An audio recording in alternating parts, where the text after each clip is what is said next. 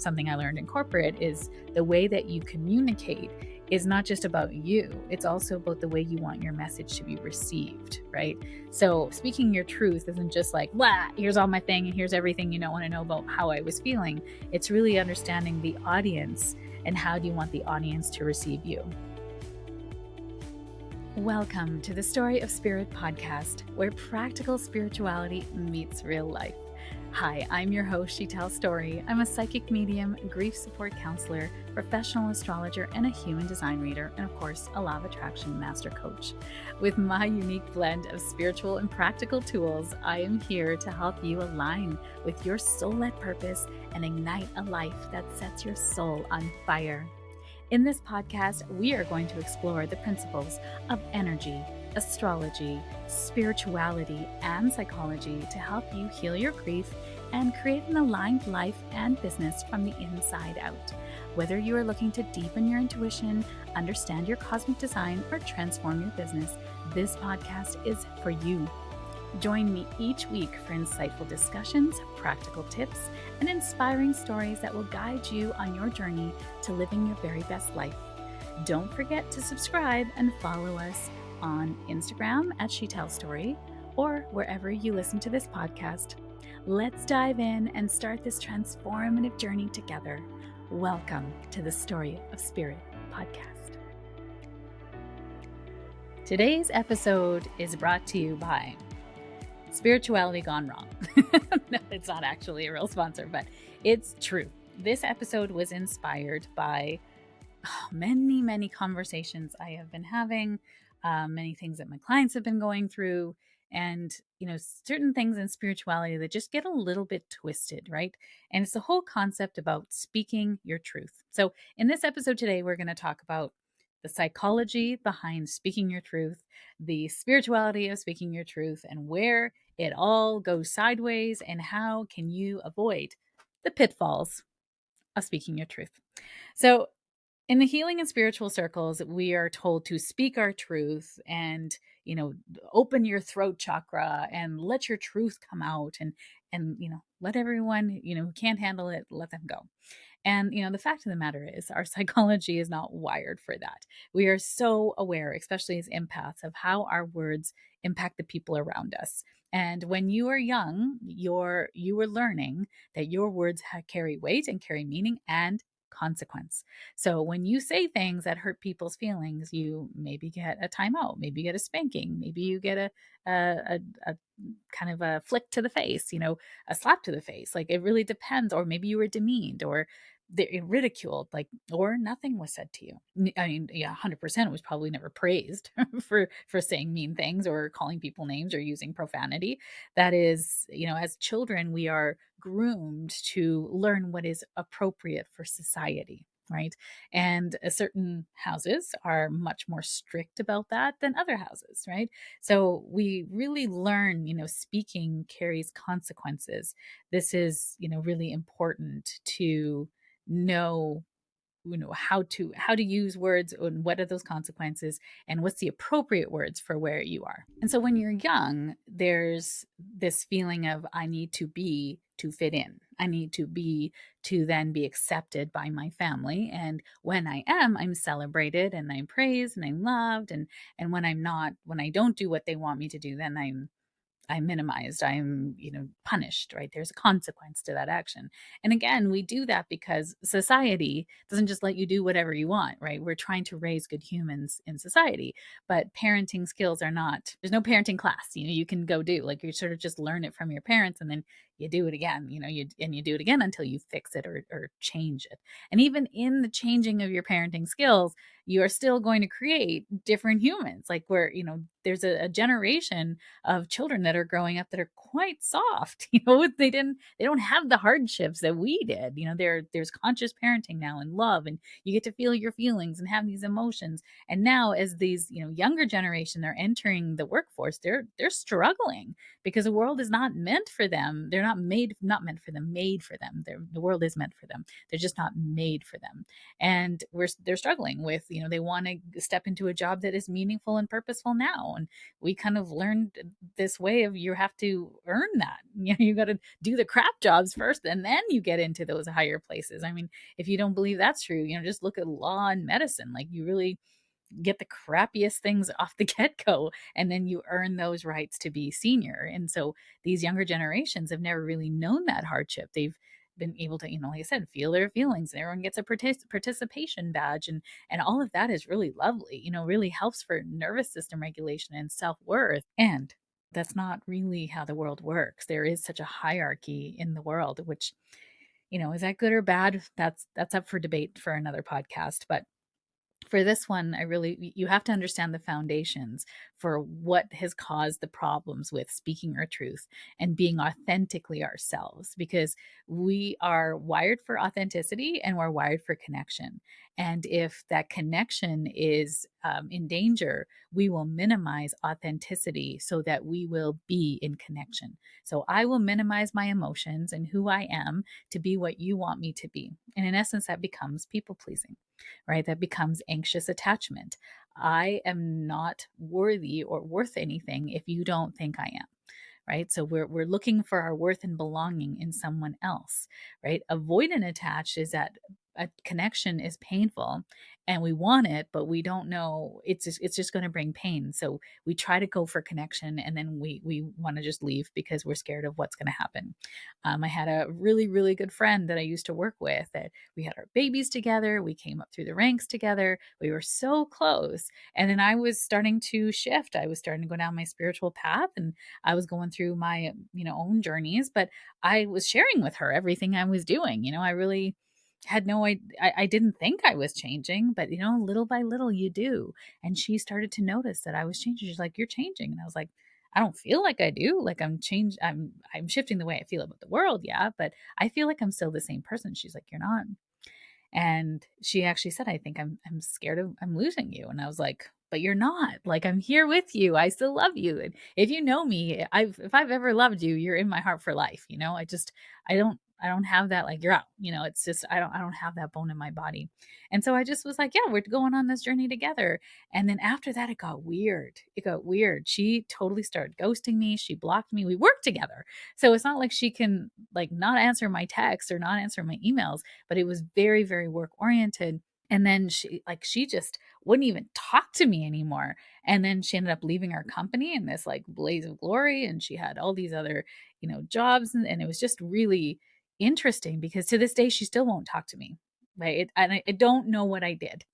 And I ask people who know us mutually, and they're like, "Can't tell you, sworn to secrecy, but it's dumb." I was like, did I actually do something? Like, is it something for real that I did? And they're like, "Well, not really." It's like, okay, so this is avoidant, right? I 100%, when I started learning about psychology, I realized this woman was avoidant attached. She's scared of being hurt. So at the slightest hint that there could be some conflict, she's out.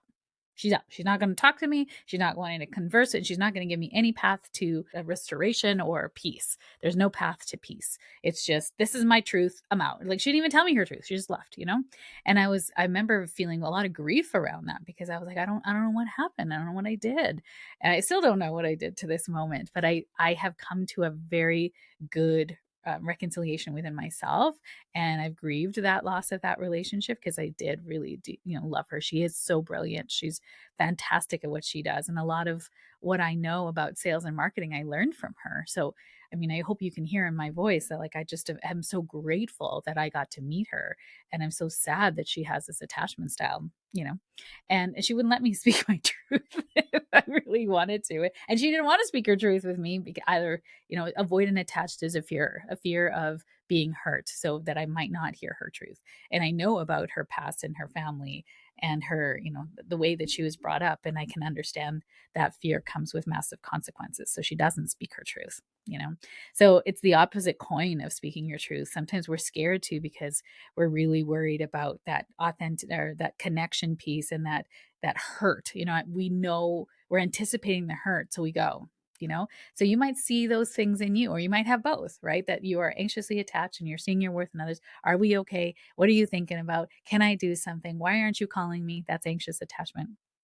And avoidant attachment is, this is like completely high level, not going into the deeper details of it from a psychology standpoint, but just so you understand these concepts and you might see them in your own world, you might see them with your friends, that avoidant attachment piece is like they're scared of hurt and conflict, so they run, right? It's the same thing with people who are dating. If you sleep with each other and then you don't hear from the other person, that's avoidant, that's ghosting, or not taking responsibility for their actions, or not having emotional connection enough to say what they feel, or connection to their own self, really.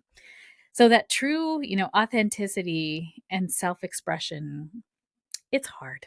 It's hard. We're not many of us, I'm going to say, had great childhoods to understand those things about ourselves, to be able to voice who we are and not be worried about what people will think of us. And I think we're raising a generation that there is, but there's still, where again, it's not just the home. I'm going to say our earliest caregivers are a big source of that influence and our identity, but we also have early childhoods, where school plays a big role in that.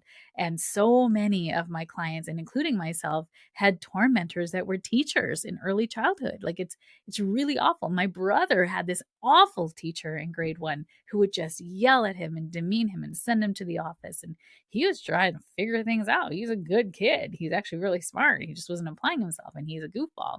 So that teacher was, I remember seeing that teacher being like, she was awful. I had a grade 1 teacher, my nickname was Chatterbox, moved my desk right up to her. My desk was literally touching her desk. I could see her up her nostrils from where I was sitting, because she said she couldn't control me. That's right. You can't control this. And, I can understand as a teacher that would be really, really annoying and really hard to, deal with. But again, I don't think teachers back then also had the resources to understand children with different abilities, and kids who were very social, and how to keep them occupied and what to do to hone that versus minimize it and try to squash. She tried to squash it. And I can tell you what, that I just was very smart. I'm just like, okay, you can't take me in that. And my mom's like, well, yeah, it's fine. It's fine. She did, as long as it didn't affect my report card, but it did. That was the one year that I didn't get honors. And so after that, I learned what to do to get honors. So, from a spiritual perspective, truth often focuses on alignment, personal evolution, the liberation, and speaking your truth, right?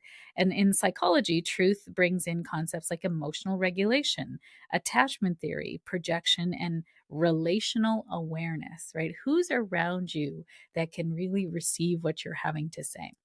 I remember my boss, when my first career job was purchasing coordinator for keg restaurants, and I had an amazing boss back then, and I think he's still there, or maybe I'm not sure, and I think he retired recently. He was an awesome guy, and I went in there guns a blazing. This Virgo was on fire, and he's like, "Okay, Sheetal, we need to pull back the reins a little bit."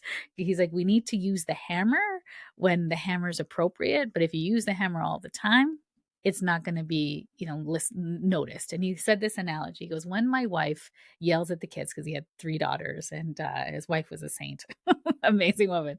And she's like, when my wife yells at the kids, they don't listen because she's always yelling at the kids. When I speak in a whisper, they listen. And when I yell, everyone listens, because I don't use that very often. So he said, don't use the hammer all the time. We need to have the hammer for special occasions. And I was like, okay. And I didn't think I was yelling at anybody. I mean, I was in my 20s, right? So I think I was like guns a blazing again. I'm gonna make sure everyone's held to account. I'm gonna do this job amazing. And it was a little intense for some people to handle. So I was pulled back on the reins a little bit. And I didn't really even notice that I was just like, there was a lot going on then. So it really honed me, into becoming a much better purchaser. I eventually became the purchasing manager for the keg, and I loved that job. It was one of the best times in our lives. My husband and I were married, and we just were working for the keg together. He was in food services, I was in purchasing, and of course I wanted to make him look good. So, getting all his recipes and everything in play and everything ready to go, so everything could be executed from the kitchen's level, which he was responsible for. Like, yes, why not? we really worked well together. And so that communication style of speaking my truth, in a business setting, in a corporate setting, it was very important for me to understand diplomacy, which I think has really been helpful for me in my mediumship, because I understand, how to say words and how to say things that people can understand. And we talk about it sort of in mediumship as like the toe dip. If you're suspecting, you can feel the spirit maybe passed away and they took their own life, they were responsible for that. We would say something like, you'd understand that he took himself to the spirit world, right? And if they don't understand that, you understand he was responsible for his own passing.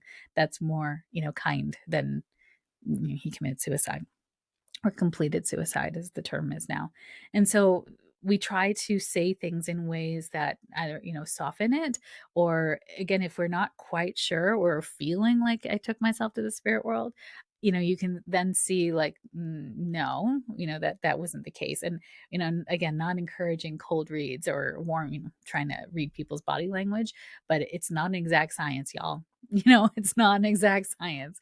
It's not A plus B equals C. Like you're experiencing things and you're trying to put words to those things as a medium. And so sometimes you don't know, you don't, like, you can feel that there was addiction. Like the other day I had a mediumship reading and I said, I feel like your grandfather's stepping forward, and it feels like he was a very loving family man, but I feel like there's two faces here. Like the face that is on the outside facing the world is kind of lively and gregarious and light, but on the inner side of the world, there's a lot of stress and there's a lot of like tension in the family. And I can feel alcoholism. And he said, well, no, he wasn't an alcoholic, but my grandmother was. And I could feel like the alcohol, like, so what would make me say alcoholism, right? Of like, if you think back to your parents and grandparents, you might not have alcoholism in your family. I mean, I don't know that my grandparents, as they were alive, did not, they were not alcoholics at all.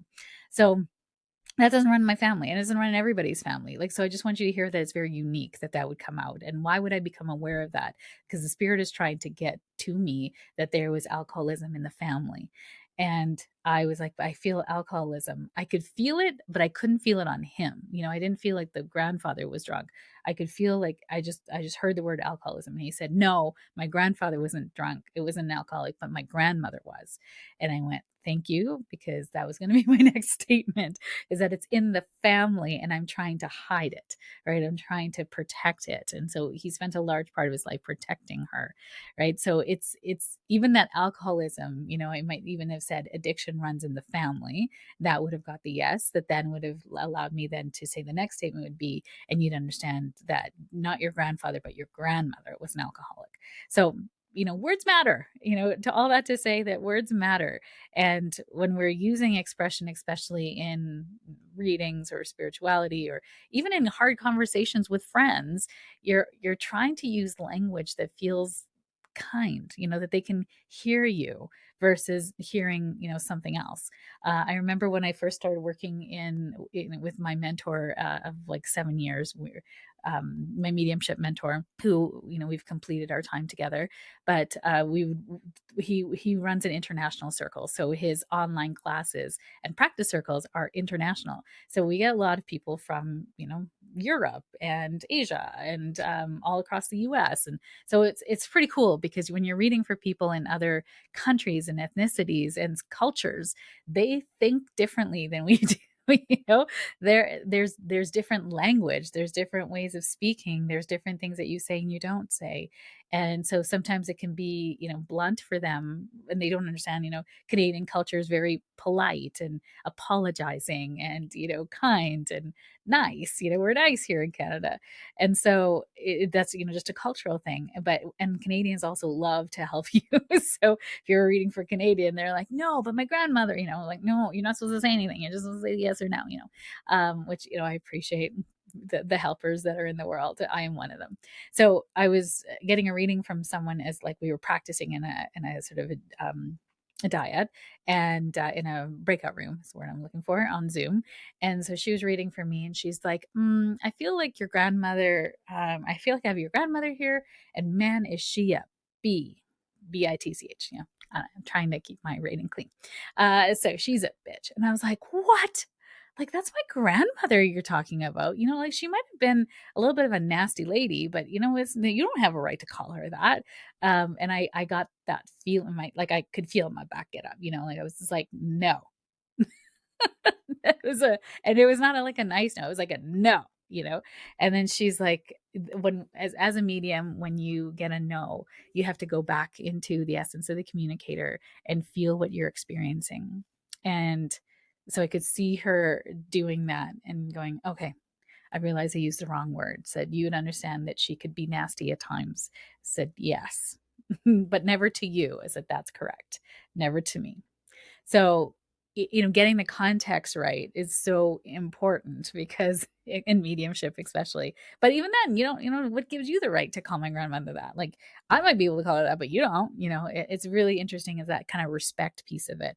So, relational awareness is so important when we're using our words to tell our truth, and understanding how it's going to be received. Because part of something I learned in corporate is the way that you communicate is not just about you, it's also about the way you want your message to be received, right? So speaking your truth isn't just like, blah, here's all my thing and here's everything you don't want to know about how I was feeling. It's really understanding the audience and how do you want the audience to receive you. So if I was talking to my mom, for example, about something she did that hurt my heart, I have to also take full responsibility for that, right? And saying, I guess we're going to go down the context of dissecting that. So let's say something, my mom said something that hurt my heart. I would have to think about, okay, what did she say? Number one. And this is about responding, not reacting. So in the moment, if I'm like, no, you don't know what you're saying or whatever, that's not going to be received very well. I'm hot headed. I'm not thinking about things. My mom might be in a state. So that's not the time. Right. So it's like, okay, I need to reflect on what happened. What did she say that irritated me or affected me? What is that really about in me? Right. I'm taking full accountability for what is coming up that's hurting my heart. Right. And what does that relate back to? This feels just like when I was a little girl, or when this happened, or she didn't listen to me in this instance, or whatever it was. And I have to sit with that and kind of go, okay, well, what do I want instead? And, was she trying to hurt my heart, or is this just how she speaks? Because my mom's from Malaysia and they tell you like it is.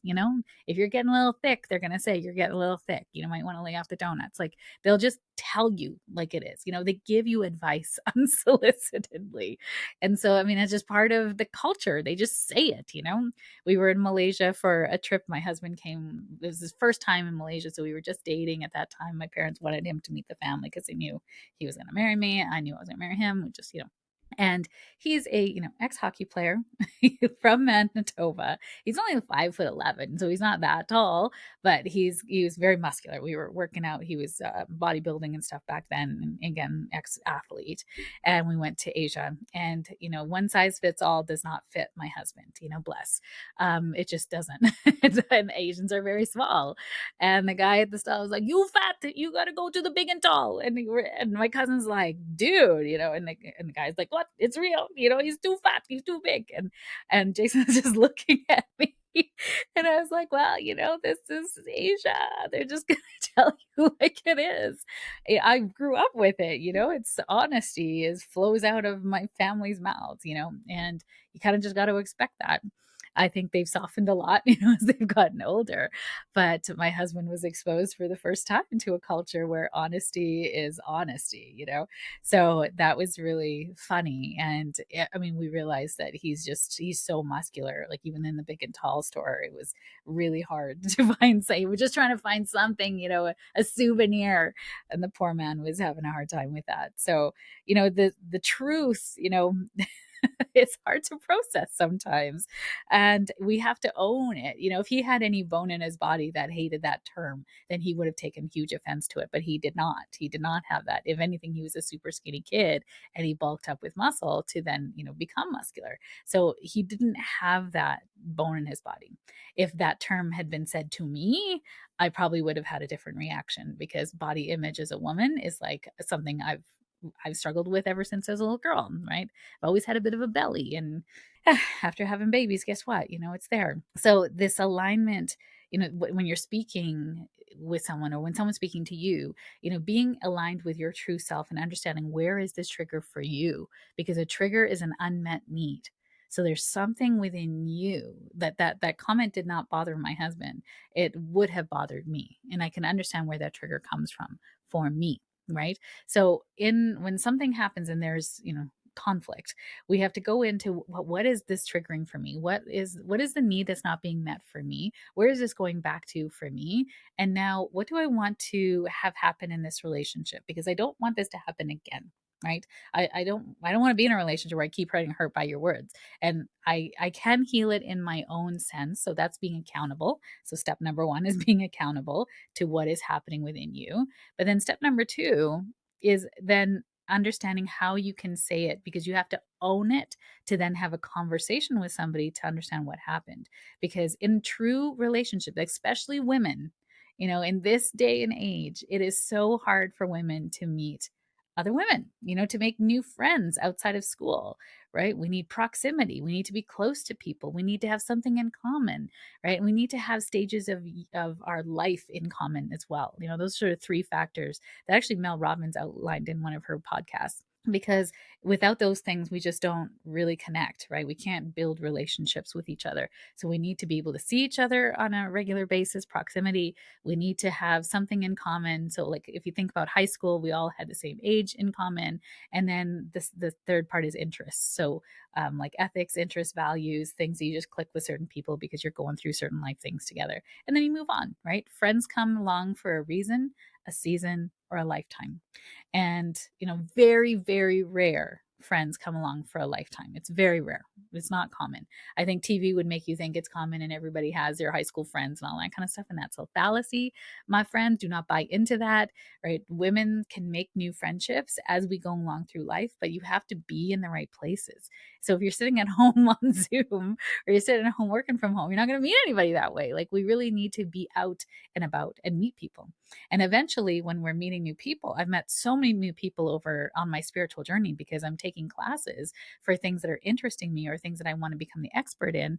And that's where I meet amazing people, and certain people just click with me. I've met all my soul sisters, kind of in that way, through connections or through people. Or one of my dearest friends, we worked together like a long time ago when I first got into sales and marketing. I moved back to Edmonton, and she was one of the sales reps at the place that I was working at. And we went together on a couple of sales calls, and then I lost touch with her. And then somehow we came back together. I don't even know. We got back together and we just hit it off. It's just like some things had sort of tweaked. She had started a business, I think called Smiling Buddha, I think was her business name. And she started getting interested in yoga and Reiki and metaphysical jewelry. She was making amazing metaphysical jewelry. I've included her jewelry in my prizes and giveaways and stuff in the past. And we just like hit it off. And she's one of my dearest friends. I love her so much. And, I trust her implicitly, and she knows so much about me. And she's one of my dearest and oldest friends. So it's like sometimes people come into your life and then leave. And then or they come in for a little bit, they leave, and then they come back again. But people are all evolving, and we want to hold space for that evolution, in our friendships. We are not the same people that we were a year ago. And if you're doing inner work and personal development work, you are exponentially growing. So having those connection points, and then having eventually your girlfriends or in you are going to have conflict. It's inevitable. That's how we grow. You're going to have something that happens that you're going to have a conversation with someone. And the quality of your relationships are going to be determined by the depth of conversation you are willing to have with someone, the ability, the authenticity you're willing to have, and the vulnerability you're willing to have with someone. So it's going to test your attachment. Are you anxious? Are you avoidant? Can you come into secure? Everyone can come into secure attachment. That's one thing I love about attachment theory. We can all come into a place of secure attachment, knowing that we are a diamond, that we're amazing, and that the other person is amazing, and we can come together and not assume anything about anyone and use words like I feel. When this happened, I felt, right? When you said this, I felt this about myself and I felt this about the situation. How did you perceive this to be? And we're wanting to ask conversation. We're asking a question of clarification. We're asking them to contribute to the conversation, and we're creating a path to peace, right? So trauma dumping is like, all these things happen to me. Go. And you're like, okay, and then what am I supposed to do with that? Right? As a people pleaser, as a fawner in those kind of situations, I will want to try to make it right. And then I will leave when it's safe, you know? So I don't want someone who's just going to trauma dump. I want them to take ownership. And then I also want them to call me into that, right? Because I'm not trying to hurt anybody's feelings. Like I am so considerate and so kind to the point where I will be a detriment to myself. I was sharing a room with one of my dearest soul sisters for Wild Roses that I was just at an event, and I had an asthma attack in the night, and I could feel it coming on. She's in her bed, I'm in mine, and I like went to the bathroom and I coughed into a towel and took my inhaler until it calmed down because I didn't want to wake her up. And in the morning, she's like, "How was your sleep?" Like, I had an asthma attack. She's like, "What?" She said, "Why didn't you tell me?" And I'm like, "What am I gonna? What am I gonna do? I'm having an asthma attack. Like it's fine. I just take my inhaler. If it didn't calm down and we had to go to the hospital, I would 100% wake you up, but I don't really need to, right?" And she's like, "Sheetal, the next time that happens, you need to wake me up." And I was like, okay, wait, but for why? Like, why would I ruin your sleep? It's just like a coughing fit, and I'm having a hard time breathing. Like wake you up so you can watch me take my inhaler. Like in my mind now to this time, I'm still like, oh, that's really sweet that she wants to know, and 100% I'll wake you up if I need to go to the hospital. So there's that piece of it. But I didn't think anything different of it, right? And she's like, "What is that? You need to take up more space." And I was like, "Okay, heard. Thank you. Thank you for sharing that."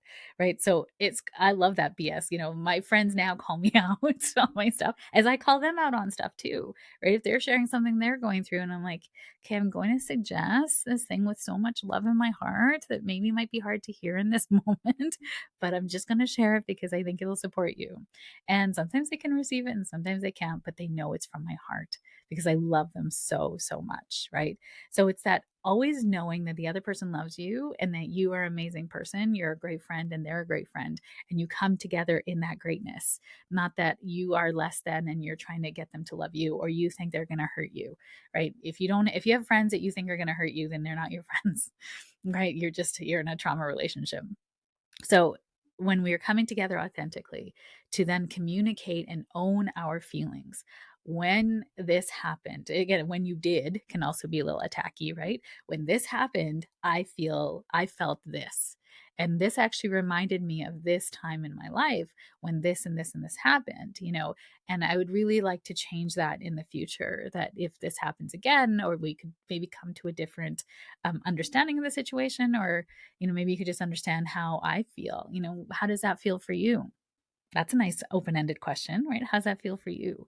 Or have you had any situations like that with me before? I'd really love to talk to you about this and get to a deeper level of relationship here with you because I love you.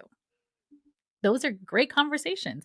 Are they hard? Yes, so hard because you are having to not only take ownership for how you feel, but now you're sharing about something that hurt you. And there's a fear that you are going to break that attachment, right? So now connection is being challenged. And the goal is not to minimize my authentic expression and authenticity for connection anymore, but it's to bring my authenticity into connection and take ownership because it's a vulnerable place, y'all. It hurts when your friend turns around and says, "You know what? I can't be your friend anymore," even though you've tried to do it from this place of authenticity. And what I have learned on the other side of that, there's going to be grief 100%. You might lose a friend, but what I've noticed is if you lose a friend, another friend comes in that's so aligned and much more ready to have those kind of conversations and relationship with you. And it does feel like an up level. But number two, you always learn a very valuable lesson that this friendship was out of alignment for some time. This person wasn't able to handle where you were going, or they were going in a different direction that you couldn't handle. And everything is happening with a divine opportunity on the other side of it. So every time a friend walks out of my life, or I've had so many friendships in the past, it was a sisterhood wound for me that just like ended. And I'm like, I don't, what? What is happening? I don't why did this person stop talking to me? And I ended up not knowing. I don't know. They don't tell me. I don't again, I don't try to do anything like harmful. Like but sometimes projections happen and I don't know whatever happened. But it's really this taking ownership and realizing that when those friendships ended, new ones came in, because you're not here to take everybody along on the ride with you the whole time. My goodness, like, you're here to meet lots of souls in this lifetime. You're here to intersect with a lot of people in this lifetime. And if you can you imagine if you took all your friends from high school, all your friends from post secondary, all your friends from all the jobs you've ever worked at, and they all had to be in your life every day, every week, every year? Oh my God, like, there's not enough time in the day to do any work, let alone sleep, right? You're here to intersect with people at the right time, at the right place. And if you've had any, relationships end, allow yourself to grieve them. Just allow yourself to grieve them. So, here's a 4-part framework called nonviolent communication from Marshall Rosenberg. That's a psychologist. And the 4-part framework is: 1, to observe with no judgment. And this is a really interesting one. I've tasked my clients with, my grief support clients and my business coaching clients, that when something happens that's triggering, I say, tell me the story without emotion. Tell me just the facts, as if I was watching it on a video camera. Tell me the facts of the situation. So then number 2 is, now tell me the feelings. What are the feelings that are coming up? And say the feelings in the whole situation. So now we're adding in the feelings, almost like adding in technicolor. And then, what was your unmet need? That's number 3. So number 1 is observe, no judgment. Number 2 is feeling. What emotions come up for you? What are the emotions that are coming up in this situation? And I also like to ask the question is, when does this remind you of? What part of your life does this remind you of? When did you last feel feelings like this? And see if you can pull the thread all the way back to where it first started, normally in childhood. And then number 3 is, what is the unmet need that's coming up for you? What did you need? You can't get triggered if you don't have an unmet need underneath it. It's not possible. If you said my hair was blue and you have ugly blue hair, I'd be like, fine, whatever. My hair's red streaked black, black streak red. Like, okay, obviously you're colorblind and you might need to get some help for that. But if you came up to me and said you're fat, I'd have been like, oh my God, like, okay, first of all, you're mean. Second of all, let's talk about why you're projecting your judgment onto me. And there would be a little me that would be a little bit upset by that. That would have to really sit with, okay, does that term mean anything about me? Is this person credible? Where is this coming from? And soothe my inner child, right? So 3 is need, and then 4 is the request. What would support, connection, or repair look like? So what does that look like to be in support, connection, or repair? And remember, repair, and I actually feel like we have to create a path to peace. That's sort of more of a spiritual side of it, is that we can give people criteria in which to be in relationship with us, but we have to own our side of it. We have to be clean with it on our side. When I noticed you didn't check in after this event, I felt very disappointed and alone, because I need to feel supported in our relationship. Would you be open to checking in with me next time? Right, that's a request. So the observation, you could even do this in a communication. This is a communication style, actually. When I noticed you didn't check in on me, and after the event, the observation, I noticed I really felt disappointed and alone. My feelings, owning my accountability, because I have a need to feel supported in our friendship. That's our need, my need.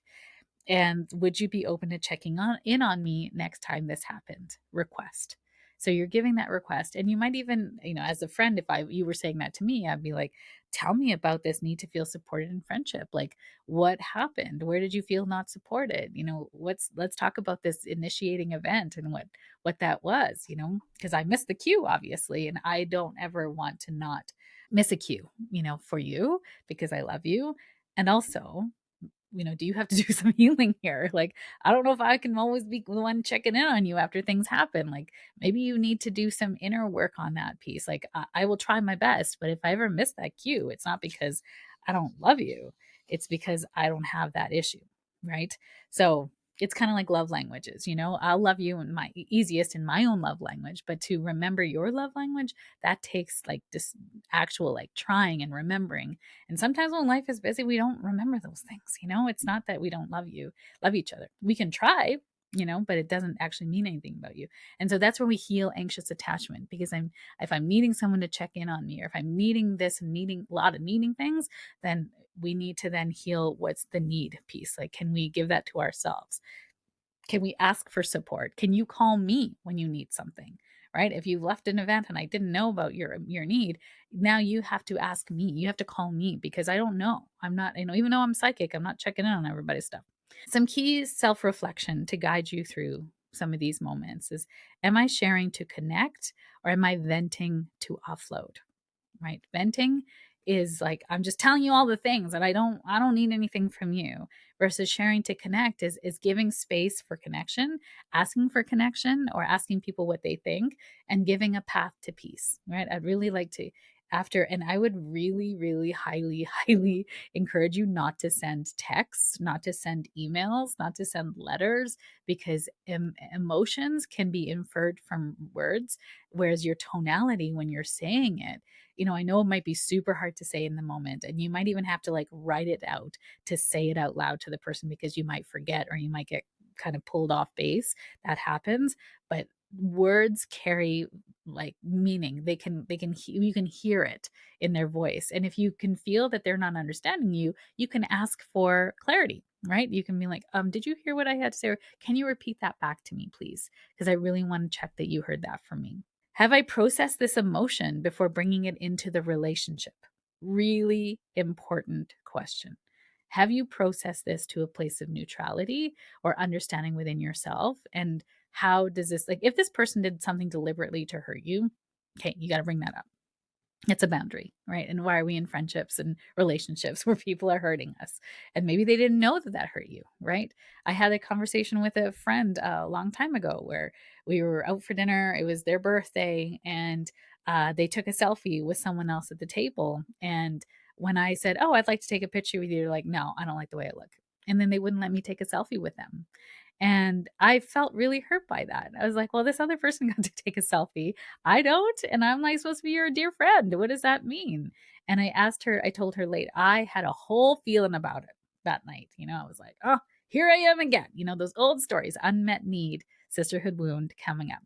And I processed it. I was like, okay, this is about me. This is a feeling that's going back to childhood wounds of not being preferred, not being, other people are preferred over me. And here it is happening again.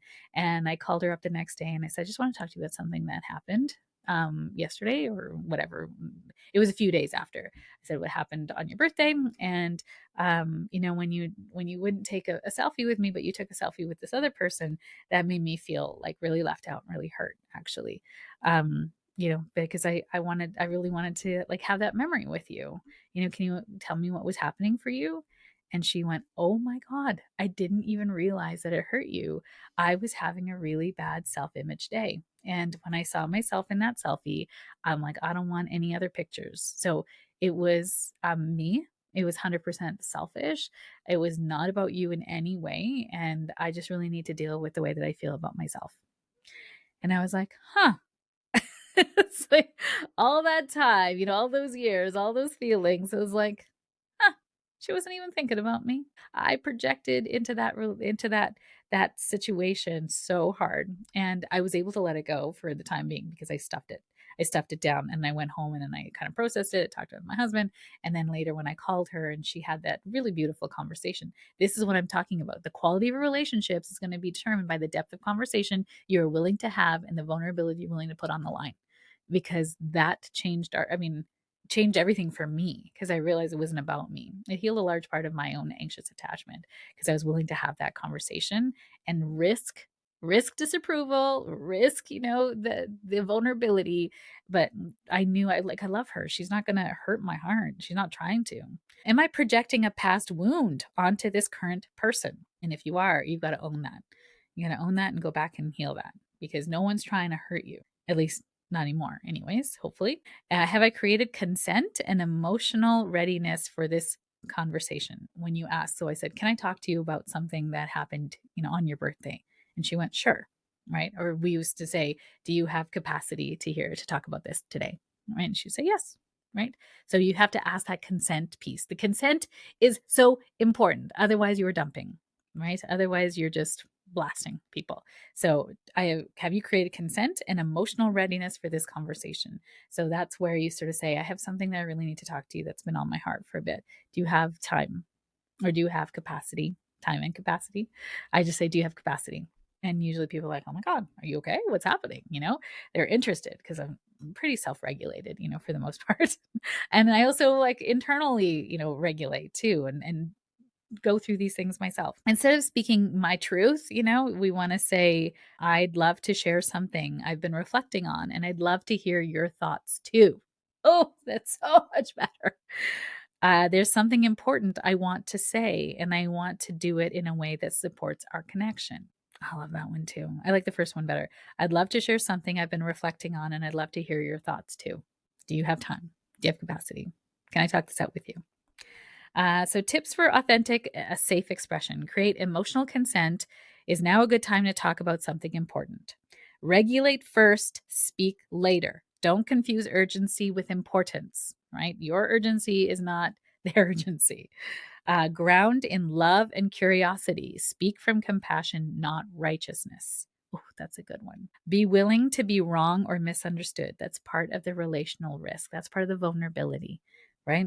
You might be wrong, as I was, right? Why did you take a selfie with me? And she's like, because I was feeling bad about myself. I'm like, oh, okay. So you love me. So needy, right? I mean, I could hear my little girl saying that, right? So you do love me, which is like, okay, I need to give that need to myself. I need to never be in that position again. If somebody says no because they're just not feeling it, and that's okay. It doesn't mean that I'm a bad person, right? And those things come up, those are reprogramming pieces in my head that continue to come up. Every new level is the same devil, that I'm on a larger stage, or I have, people checking in, and it's okay. I know now. I always say I'm a diamond, and I know you're a diamond too, and I love you. That's kind of something I say in my head about you. Own your role and ask, where did I co-create this experience? Right? Where did I co-create this experience? How did I bring this in for myself to learn something about me? What is this reflecting back to me? Those are all the same questions. Be willing to be wrong and misunderstood, and then check in. How does that feel to hear? Or is there anything you'd like me to clarify? This is that path to peace that I'm talking about.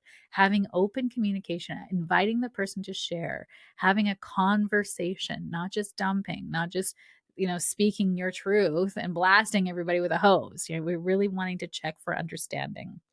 And when relationships shift, remind them of the concept of reason, a season, a lifetime. Not everyone will come to us as we heal or evolve, and that's not a failure, that's growth. Normalize grief in friendships endings and emphasize self trust and emotional maturity as the compass for relational transitions. So, grief in friendship endings are normal. Normal, right? Self trust is so important. And maturity in emotions is really a compass for how much you're growing and what you're ready to receive next. And, speaking your truth is a sacred act, but we must do it consciously to build bridges, not walls. Staying connected to your body, your breath, and your higher self as you speak, not text, not email, not write a letter and send it in the mail, speak. Speaking it is so important because, again, your tonality, your emotion, your intention, it's coming out in your words. They can hear and feel what you're saying.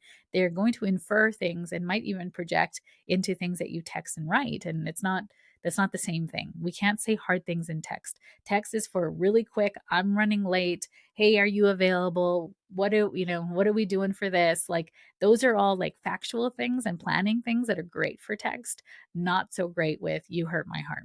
Okay. And finally, you deserve friendships where your truth is safe to share and others do too. So it's not just you sharing, it's also inviting them to share and coming in this together. I'm going to leave you with this. The quality of your relationships is determined by the depth of conversation you are willing to have and the vulnerability you're willing to go to. Wishing you beautiful new relationships. I am going to be doing a spiritual women's collective something or other, in person in Edmonton, if you are here, to create more community, more connection, more sisterhood, more friendships for women as we are getting older. It's not, we don't have high school anymore to have these connections and meet people and be in proximity and have things in common. And if I can create those spaces, this is where I've met all of my girlfriends, for the most part, in these classes and clicking with people's soul family that I didn't realize I needed. So I'm going to create those spaces for us all because I think it is so needed in this time where connection is really dwindling. And we need to find more places where we can meet amazing, powerful, magical women just like you. So thank you for being here. I love you. If you are struggling with girlfriends and friendships and authenticity and connection, know that you're not alone. And hopefully, some of these tips in this podcast has helped you in some way. And you can come back to this over and over again. Those points are really, really helpful. From my heart to yours, have a wonderful day. Thank you for joining me on this episode of the Story of Spirit podcast. I hope you have found inspiration, support, and practical insights to help you align with your soul-led purpose and live a life that sets your soul on fire. If you have enjoyed today's episode, please subscribe to the podcast, leave a review, and share it with a friend. Your support helps us to reach more listeners and continues to provide valuable content. I sincerely appreciate every share, and I know it is how most people find me. It is because caring people like you have shared me with them at the right and perfect time. For more resources, insights, and to connect with our community, please visit us at www.sheetalstory.com and follow us on Instagram at sheetalstory. Remember, your journey to a more aligned and vibrant life is just the beginning, and I am here to support you every step of the way. Until next time, stay aligned, stay inspired, and keep shining your beautiful light. This is Sheetal Story, signing off from the Story of Spirit podcast. Here's the legalese that's required by our lawyers. This podcast and the YouTube channel represents the opinions of Sheetal Story and her guests to the show. The content should not be taken as medical, psychological, or financial advice. This series is informational and entertainment purposes only. Because each person is so unique, please consult your healthcare professional, your mental health dream team, your financial advisor, or anyone else that's an expert in the field in where you are thinking of making big choices in your life.